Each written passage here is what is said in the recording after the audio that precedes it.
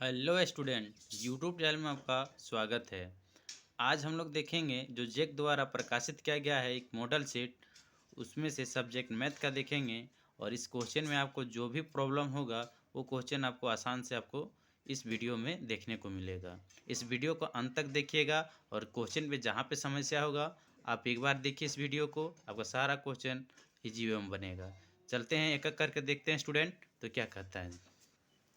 पहला क्वेश्चन कहता है कि बिंदु -5, 7 तथा -1, 3 के बीच की दूरी ज्ञात कीजिए। तो देखिए, दूरी ज्ञात करने मतलब डिस्टेंस फार्मूला हमको ज्ञात करने के लिए बोला गया है दोस्तों। तो सबसे पहले ध्यान दीजिएगा, मेरे पास जो है उसको लिख लेते हैं। माना कि अगर देखिए पहला पॉइंट दिया और दूसरा पॉइंट भी दिया हुआ है तो दोनों का ए का पॉइंट ये है और बी का पॉइंट इतना है। हम लोग यहाँ पे ध्यान देते हैं कि x1 कितना दिया है और x2। देखिए सबसे पहले हम लोग कोऑर्डिनेट को जानकारी ले लेते हैं। तो फर्स्ट का जो कोऑर्डिनेट दिया हुआ है x1 y1 रहता है। सेकंड का जो कोऑर्डिनेट हम लोग बी माने हैं उसको x2 और y2 रहता है। तो हम लोग जानते हैं डिस्टेंस फार्मूला यानी ए बी का दूरी। तो हम लोग जानते हैं दूरी फार्मूला क्या होता है, x2 - x1 का whole square plus y2 - y1 का होल स्क्वायर का पूरे का अंडर रूट होता है दोस्तों।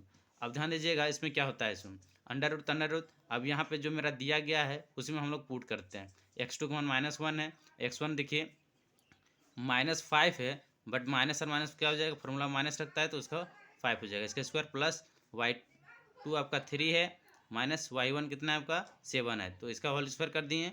अब यहाँ पे हम लोग -1 और +5 है तो जोड़ने पर कितना आ रहा है 4, तो 4 का स्क्वायर कर दिए।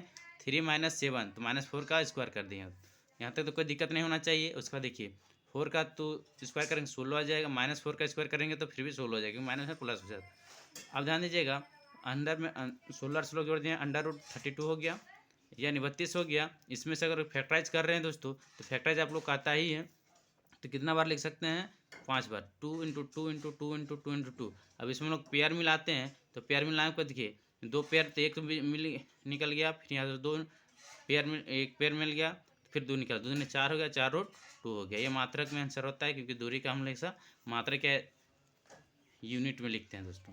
देखिए सेकंड क्वेश्चन क्या कहता है कि यदि साइन a बराबर 3/4 हो तो cos a और tan a का मान ज्ञात कीजिए।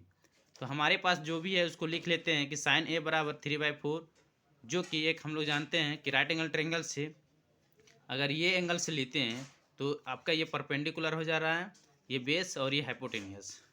तो साइन बराबर फार्मूला होता है p/h यानी परपेंडिकुलर अपन हाइपोटेनियस होता है। तो हमारे यहाँ देखिए क्या क्या चीज़ दिया है, p बराबर 3, h बराबर 4 दिया हुआ है, तो b बराबर वाट। तो इस हिसाब से इस ट्रायंगल के हिसाब से हम लोग पाइथागोरस प्रमेय से हिसाब से करते हैं कि हाइपोटेनियस स्क्वायर इक्वल होता है p square plus b square, h equal to p square plus b square और p equal to under root h square minus B square और b इक्वल टू होता है h square minus p square होता है। तो इस हिसाब से हम लोग यहाँ पे देख सकते हैं दोस्तों कि b बराबर under root h square minus B square, इसमें से h का मान दिया हुआ है तो 4 का स्क्वायर और p का मान भी दिया हुआ है 3 का स्क्वायर। यहाँ से क्या कर रहे हैं 4 का स्क्वायर 16 और 3 का स्क्वायर करेंगे तो 9, और यहाँ से हम लोग घटा देते हैं तो अंडर रूट 7 बच रहा है, और 7 का जो रूट नहीं निकालते हैं। देखिए कोस ए बराबर हम लोग का क्या होता है b/h, हमको क्या चाहिए कोस ए चाहिए और tan a चाहिए। तो कोस ए बराबर हम लोग क्या हो जाएगा b/h होता है यानी आधार बटा कर्ण होता है। तो √7/4 हो गया क्योंकि देखिए b अभी जस्ट निकाले हैं √7 और h का मान यहाँ दिया हुआ है 4। अब हमको 10 चाहिए और 10 बराबर क्यों p/में b होता है, जो कि p बराबर मेरा कितना दिया है 3 और अभी b जस्ट निकालें √7। तो इसका आंसर हो गया दोस्तों। कोई दिक्कत, अगर यहाँ तक कोई दिक्कत होगा तो आप कमेंट में लिख सकते हैं। चलिए नेक्स्ट क्वेश्चन देखते हैं। नेक्स्ट क्वेश्चन क्या कहता है, मान ज्ञात कीजिए यानी इवैल्यूएट, यहाँ इंग्लिश में लिखा हो रहेगा आपका इवैल्यूएट। कहता है कि 10 2 tan स्क्वायर 25 डिग्री यानी 45 degree plus cos square 30 degree और साइन स्क्वायर 60 डिग्री का मान ज्ञात करने के लिए हमारे पास जो रहेगा उसको पहले लिख लेते हैं कि 2 tan square 45 degree plus cos square 30 degree और साइन स्क्वायर 60 डिग्री। तो सबसे पहले हम लोग डिग्री को याद कर लेते हैं दोस्तों, और आप लोग को याद ही होगा तो ही बनेगा, अन्यथा नहीं बनेगा। उसको याद करना बहुत मस्ट है, तो अगर याद रहेगा तो आपको बहुत आसान से मिलेगा और आपका टाइम बचत भी रहेगा। क्योंकि आपको देखिए स्टूडेंट का मार वहीं पे होता है जहाँ पे याद नहीं रहता है, क्योंकि वो तो सारा क्वेश्चन आता है लेकिन उसे टाइम बचत नहीं हो पाता है। देखिए 2 तो 2 लिखेंगे और देखिए 45 डिग्री का मान कितना होता है 1, तो देखिए 10 स्क्वायर है, हम लोग जानते हैं 10 45 45 डिग्री का। जब यहाँ स्क्वायर है तो 1 का स्क्वायर कर दे रहे हैं। यहाँ पे देखिए कोस स्क्वायर है, तो कोस स्क्वायर करने का मतलब है पहले कोस का जानते हैं, उसके बाद स्क्वायर लगा देते हैं। कोस 30 डिग्री बराबर होता है √3/2, इसका स्क्वायर कर दिए। अब यहाँ पे देखिए साइन स्क्वायर 60 डिग्री, तो √3/2 होता है, तो इसका पूरे का स्क्वायर कर दिए, क्योंकि 60 ना कि साइन स्क्वायर 60 डिग्री का मान √3/2 होता है, वो होता है साइन 60 डिग्री का। तो साइन में स्क्वायर है, इसलिए हम यहाँ स्क्वायर लगा दिए। देखिए दोनों का जो एलिमेंट सेम था, इसलिए दोनों प्लस माइनस था, तो हम दोनों को काट दिए। अब यहाँ बचा कौन चीज़, 2 × 1 का स्क्वायर तो 1, ये तो 0 हो जाएगा, और यहाँ 2, इसका आंसर कितना हो गया 2। अब इसी तरह देखिए नेक्स्ट क्वेश्चन क्या कहता है 4th नंबर में। आपका कहता है कि सिद्ध करें यानी प्रूव दैट cos 38 डिग्री और cos 52 degree minus cos 38 degree into sine 52 degree है इक्वल टू 0। हमको ये प्रूव करना है। तो सबसे पहले हम लोग एलएचएस चलते हैं दोस्तों, और क्या कहता है इसको, cos 38 degree into cos 52 degree और माइनस साइन 38 डिग्री और साइन 52 डिग्री है। तो सबसे पहले हम लोग इसको कुछ जानकारी ले लेते हैं, उसके बाद ये देखिए साइन 90 माइनस थीटा देता है cos थीटा, और cos 90 माइनस थीटा देता है साइन थीटा। ये फार्मूला से हम लोग किसी एक को इस देखिए क्वेश्चन में थोड़ा सा गड़बड़ ये होता है स्टूडेंट के लिए, क्योंकि वो सोच नहीं पाता है कि किसको चेंज करना है किसको नहीं चेंज करना है। यहाँ देखिए दोस्तों, अगर चेंज कर रहे हैं 38 का डिग्री को देखिएगा, यहाँ रेशियो को मत देखिएगा। 38 डिग्री को अगर चेंज कर रहे हैं तो यहाँ भी देखिएगा 38 को ही करेंगे। अगर यहाँ 52 कर रहे हैं तो यहाँ 52 करेंगे, इसको छोड़ देंगे। तो हम लोग क्या कर रहे हैं 38 को चेंज कर रहे हैं। क्या मैं इसको लिख सकता हूँ cos 30। अब यहाँ पे हम बताए थे sine 90 degree minus theta cos theta था, तो cos थीटा बराबर हम बोल सकते हैं साइन 90 माइनस थीटा। इस तरह cos 90 माइनस थीटा बराबर साइन थीटा, तो साइन थीटा बराबर बोल सकते हैं cos 90 माइनस थीटा। तो इस हिसाब से हम लोग इसको बोल सकते हैं कि देखिए cos थीटा है तो थीटा देखिए ना 38 है, तो साइन 90 माइनस थीटा यानी 38 डिग्री इंटू में देखिए cos 50 तो cos 50, इसको चेंज नहीं करना। अब यहाँ फिर देखिए 38 डिग्री है, तो इसको फिर करेंगे, इसको क्या करें cos 90 माइनस 38 डिग्री इंटू में फिर साइन ज्यों का त्यों छोड़ दिए। अब यहाँ से देखिए साइन 90 माइनस अगर 38 घटाते हैं तो 52 बच रहा है, cos का ज्यों का त्यों लिख दे रहे हैं। उसके बाद cos 90 माइनस 38 तो cos 52 ही बचेगा। अब यहाँ पे ध्यान दीजिएगा साइन 52। अब दोनों देखिए यहाँ गुना पे है तो दोनों का रेशियो सेम दिख रहा है, तो ये प्लस में या माइनस में जो भी रिजल्ट देगा, तो जितना मान इसका देगा उतना ही मान इसका देगा, तो प्लस और माइनस दोनों कट जा रहा है तो इसका मान है 0 आ जा रहा है। तो आर इसको प्रूव हो गया।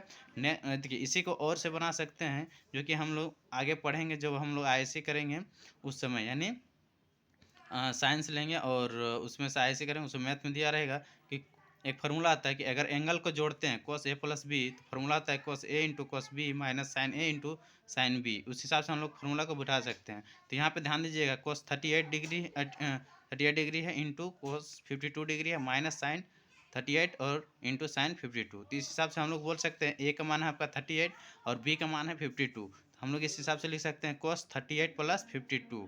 अब देखिए cos 90 डिग्री हो जाएगी, दोनों जोड़ने पर 90, cos 90 कितना होता है दोस्तों 0 होता है। तो ये RHS का प्रूफ हो गया।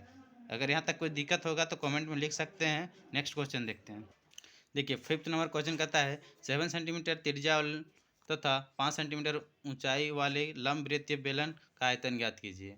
यानी यहाँ दिया हो। देखिए सबसे पहले हम लोग का लंब वृत्त का सबसे पहले लिख सकते हैं, फार्मूला याद रखना बहुत जरूरी है दोस्तों, और इसमें क्या क्या चीज़ दिया है उसको देना बहुत जरूरी होता है। अगर आपको याद है तो चुटकी में बनेगा, नहीं तो बहुत परेशानी हो जाएगा।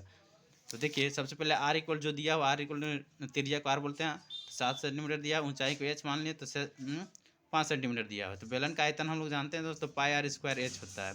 तो पाई का मान 22/7 और आर देखिए आर स्क्वायर है, तो इसको आर की जगह 7 है तो 2 बार लिख सकते हैं 7 × 7, और एच का मान दिया है आपका 5। यहाँ तक तो कोई दिक्कत नहीं होना चाहिए। अब देखिए 7 7 काट दिए हैं तो कितना 22 × 7 × 35 35 कर दिए।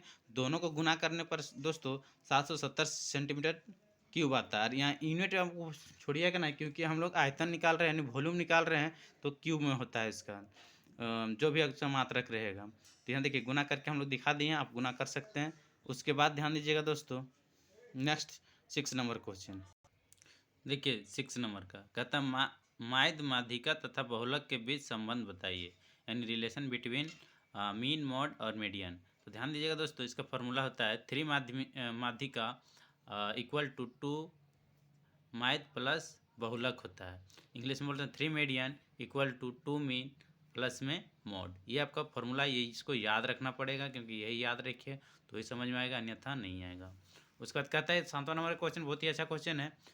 एक पासे को एक बार फेंका जाता है तो निम्नलिखित में से प्राप्त करने का प्रक्रिया ज्ञात कीजिए। पहला कहता है एक विषम संख्या और दूसरा कहता है एक सम संख्या। विषम संख्या कहने का मतलब ये ओड नंबर और सम संख्या मतलब इवन नंबर। यहाँ पे ध्यान दीजिएगा दोस्तों कि लेट सबसे पहले हम लोग जितना प्रक्रिया कितना एक जो पासे को फेंका जाता है तो कितना वो ये आने की संभावना है, पहले उसको ध्यान दीजिएगा। तो देखिए इसका 1 2 3 4 5 6 अगर पासे को फेंका जाता है तो इतना आने की संभावना है। तो टोटल देखिए आने की संभावना है 6। तो सबसे पहले हम लोग क्या निकालते हैं दोस्तों, ध्यान रखिए, एक विषम संख्या तो एक सम संख्या। तो सम और सम विषम संख्या को हम लोग जानते हैं। तो अगर हम एक सम संख्या को निकालना चाहते हैं बी नंबर वाला को, तो क्या हो जाएगा, देखिए एक सम संख्या के लिए हम लोग इसको ई मान लेते हैं, क्योंकि इवन फॉर ई मान लेते हैं। तो इसका कौन कौन होगा यहाँ से छांटिएगा, जो सैम्पल स्पेस है इसको सैम्पल स्पेस बोला जाता है। 2 4 5 है तो 2 4 5, तो नंबर ऑफ यानी इवन कितना हो गया 3, तो यहाँ 3 लिख दें। तो प्रोबेबिलिटी होता है कि नंबर ऑफ जितना नंबर ऑफ जिसको निकालना है उसको ऊपर में लिखते हैं और टोटल से हम लोग डिवाइड कर देते हैं। तो कितना हो जाएगा 3/6, काट दिए तो 1/2। इस तरह ध्यान दीजिएगा। तो दोस्तों अगर विषम संख्या के ज्ञात करने के लिए बोला जाएगा तो विषम ऑड बोला जाता है। तो नंबर ऑफ ऑड संख्या कितना, जैसे इसको ध्यान दीजिए, संख्या कितना है 1 3 5 1 3 1 3 5। इस तरह देखिए इसका भी नंबर ऑफ ऑड कितना हो जाएगा 3 हो जाएगा। तो प्रोबेबिलिटी कितना हो जाएगा ऑड का, नंबर ऑफ ऑड बटे में नंबर ऑफ एप्स यानी टोटल का लिए हम लोग भी इसे 3/6 लिखेंगे, काट देंगे तो इतना हो जाएगा। ठीक है दोस्तों, आज यहीं तक फर्स्ट ये देख लिए हैं। अब इसी तरह आगे देखेंगे सेक्शन बी के लिए। तो ऐसा लंबा वीडियो बन रहा है, लेकिन आपको समझ में आ गया होगा तो कमेंट जरूर करना दोस्तों। Thank you for watching. फिर चलते हैं नेक्स्ट वीडियो, फिर आगे आ जाएगा और सेक्शन 1 को देखना ना भूलें।